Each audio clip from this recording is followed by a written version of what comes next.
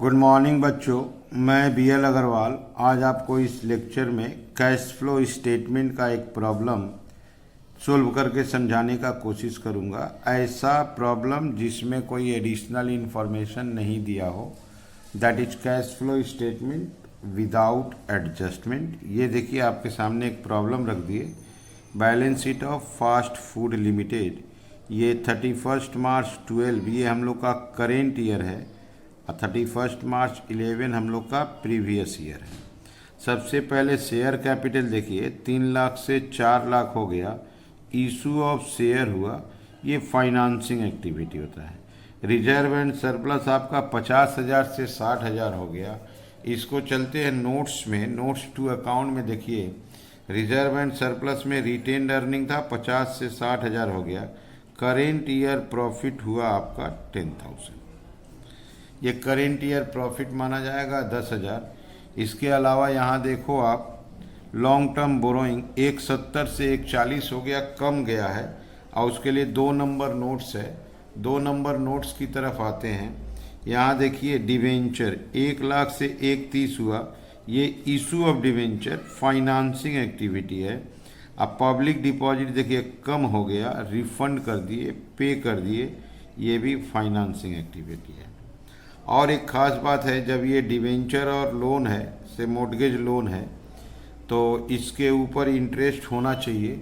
Interest यहाँ एकदम आखिरी में दे रहा है। नोट्स टू अकाउंट का आखिरी point, interest paid on mortgage loan 18,000। ये इंटरेस्ट पेड ऑपरेटिंग एक्टिविटी है और साथ में फाइनेंसिंग एक्टिविटी भी है। क्लियर है? इसके अलावा आप देखो ट्रेड पेएबल है, इंक्रीज कर गया, ऑपरेटिंग एक्टिविटी का चीज़ है। ये फिक्स्ड एसेट्स देखिए, फिक्स्ड एसेट टेंजिबल में ये इंक्रीज हुआ है आपका 1,24,000। Investing activity purchase of fixed asset कहलाएगा। ये गुडविल रिटेन ऑफ है, ऑपरेटिंग एक्टिविटी का चीज़ है। यहाँ से गुडविल कम हुआ है 15,000, गुडविल रिटेन ऑफ कहलाएगा। इन्वेंट्री इंक्रीज हुआ, ऑपरेटिंग एक्टिविटी है। ट्रेड रिसीवेबल डिक्रीज हुआ, ऑपरेटिंग एक्टिविटीज़ है। कैश एंड कैश इक्विवेलेंट ये आपका आंसर है। 80,000 से 18 हो गया, इसका मतलब फाइनल आंसर डिक्रीज आना चाहिए 62 डिक्रीज आना चाहिए क्योंकि 80 से 18 हुआ। अदर करेंट एसेट्स को देखते हैं, लॉसेस है कि क्या है। तो अदर करेंट एसेट में प्रीपेड है, करेंट एसेट है, इंक्रीज कर रहा है करेंट एसेट्स। अच्छा, और एक खास बात है, ट्रेड पेएबल जो लाइबिलिटी में था इंक्रीज कर रहा था, उसका यहाँ क्लासिफिकेशन दिया है क्रेडिटर। क्रेडिटर इंक्रीज है और जबकि बिल्स पेएबल देखिए डिक्रीज कर रहा है। तो ट्रेड पेएबल को सेपरेट न लिख के क्रेडिटर एंड ट्रेड पेएबल में से बिल्स पेएबल को 2 बार लिख देंगे। क्रेडिटर इंक्रीज और बिल्स पेएबल डिक्रीज। ये हो गया आपका बैलेंस शीट। बैलेंस शीट में फाइनेंसिंग एक्टिविटी ले आए आपको शेयर कैपिटल और लोन से, इन्वेस्टिंग एक्टिविटी ले आए फिक्स्ड एसेट से। क्लियर है? फिक्स्ड एसेट इंक्रीज किया था, परचेज बोलेंगे, और गुडविल डिक्रीज किया था, ऑपरेटिंग एक्टिविटी में आएगा। CACL ऑपरेटिंग एक्टिविटी में आएगा। क्वेश्चन में कोई एडिशनल इन्फॉर्मेशन नहीं है, इसलिए टैक्सेस, डिविडेंड, डेप्रिसिएशन ये सब का चांसेस नहीं था। ठीक है, चलिए इसको सोल्व करके देखते हैं। ओके, ये रख दिया आपके सामने format, fast food limited cash flow statement for the year ended 31 March 12। सबसे पहले A number, cash flow from operating, cash flow from operating activities. हमको पहले ऑपरेटिंग एक्टिविटीज़ का कैलकुलेट करना है। इसमें स्टार्ट होगा net profit before tax. Surplus account या PL अकाउंट का डिफरेंस, नेट प्रॉफिट या current year profit before tax 10,000। Adjustment for non cash या इसी को बोलते हैं नॉन ऑपरेटिंग आइटम्स। अगर आपको याद हो तो गुडविल रिटेन ऑफ मिला था अमाउंट था 15,000। इंटरेस्ट ऑन मोर्टगेज लोन मिला था, इंटरेस्ट ऑन मोर्टगेज लोन ये आपका था 18,000। डेप्रिसिएशन वगैरह था नहीं, यहीं पे आपको ले आए 43,000। इसका नाम देते हैं ऑपरेटिंग प्रॉफिट। इसमें आएगा adjustment for change in CA and CL। इसमें अगर देखा जाए तो इन्वेंट्री आपका इंक्रीज किया है 80,000। इंक्रीज इन इन्वेंटरीज माइनस देंगे 80,000। ट्रेड रिसीवेबल देखें तो डिक्रीज किया है 29,000। Decrease in trade receivable 29,000 positive लेंगे। Prepaid expense other current assets के रूप में था, इंक्रीज हुआ है। इंक्रीज इन प्रीपेड एक्सपेंस 5,000 रुपया निगेटिव लेंगे। ट्रेड पेएबल का एनालिसिस दिया है, क्रेडिटर के नाम से 30,000 इंक्रीज किया है। Increase in creditor 30,000 positive. और डिक्रीज इन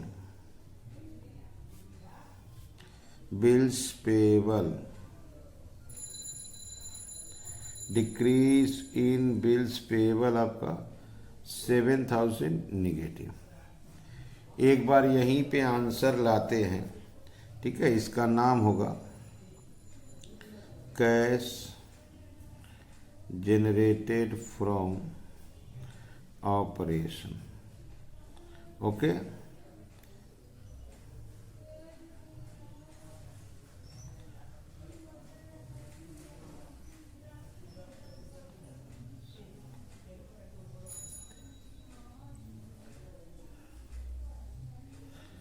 10,000 ये आएगा।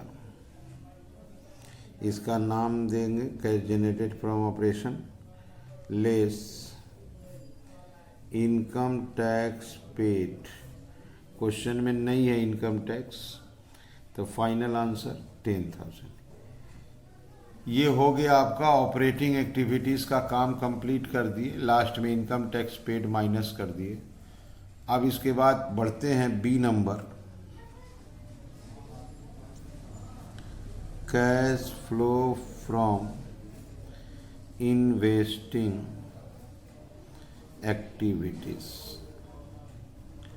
इन्वेस्टिंग एक्टिविटीज में फिक्स्ड एसेट और नॉन करेंट इन्वेस्टमेंट आता है। टेंजिबल फिक्स्ड एसेट्स का वैल्यू आपका इंक्रीज किया था 1,24,000, उसको हम परचेज ऑफ फिक्स्ड एसेट्स के नाम से दिखा देते हैं। वो आउटफ्लो ऑफ कैश है, अकेला आइटम है 1,24,000। अब इसके बाद सी नंबर आएगा cash flow from financing activities. Financing activities में आपका शेयर कैपिटल और लोन आता है। शेयर कैपिटल 1,00,000 रुपया बढ़ा था, उसको इशू ऑफ शेयर पॉजिटिव 1,00,000 रुपया लिख देते हैं। अच्छा, लोन में था आपका मोर्टगेज लोन इंक्रीज किया था, तो mortgage loan taken, mortgage loan आपका 30,000 रुपया इंक्रीज किया था। पब्लिक डिपॉजिट 60,000 रुपया कम हुआ था। रिफंड ऑफ पब्लिक डिपॉजिट 60,000 रुपया निगेटिव होगा। अच्छा, interest paid on mortgage loan वो माइनस होता है, interest paid on mortgage loan, ये माइनस होगा आपका 18,000। ये फाइनेंसिंग एक्टिविटी कंप्लीट हुआ, ये आपका 52,000 पॉजिटिव गया। अगर आप देखो तो 10,000 पॉजिटिव था, 52 पॉजिटिव था, 62 हुआ, और जबकि 124 निगेटिव है तो 62 निगेटिव आया। ठीक है, इसका नाम देंगे नेट डिक्रीज इन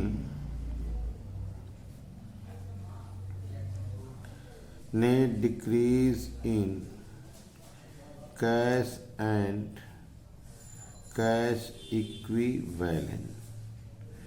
इसमें हम लोग ओपनिंग बैलेंस देंगे, opening balance of cash and cash equivalent.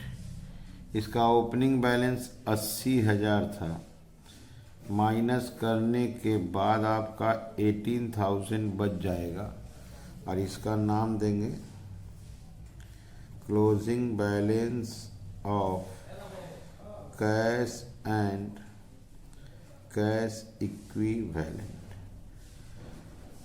Net में ओपनिंग बैलेंस देने के बाद क्लोजिंग आना चाहिए, अगर आ गया तो आंसर सही है। ये देखिए बनाए हैं आपको, ओपनिंग 80,000 था, 62 निगेटिव दिए तो 18 आ गया, दैट इज सही बनाया है। यहाँ आपको पहले भी लिख दिए थे कि डिक्रीज आना चाहिए 62। ओके, ये आपका डिक्रीज 62 आया था। जब हम लोग कैश फ्लो स्टेटमेंट बनाएंगे तो एक एक एक्टिविटी को देखना होता है। पहले ऑपरेटिंग एक्टिविटीज़ बना देंगे, ऑपरेटिंग के बाद इन्वेस्टिंग है, इन्वेस्टिंग के बाद आपका फाइनेंसिंग। नेट आंसर माइनस आया, डिक्रीज दिए, ओपनिंग बैलेंस दिए, क्लोजिंग आ गया, मैच कर गया तो सही बनाया। सबसे पहले आप लोग वीडियो को पॉज करके क्वेश्चन को लिखिए, मेरे साथ साथ धीरे धीरे बोलते हुए सोल्व कीजिए, देखिए आपको 100% समझ में आ जाएगा। ठीक है, ओके, थैंक यू, बाय।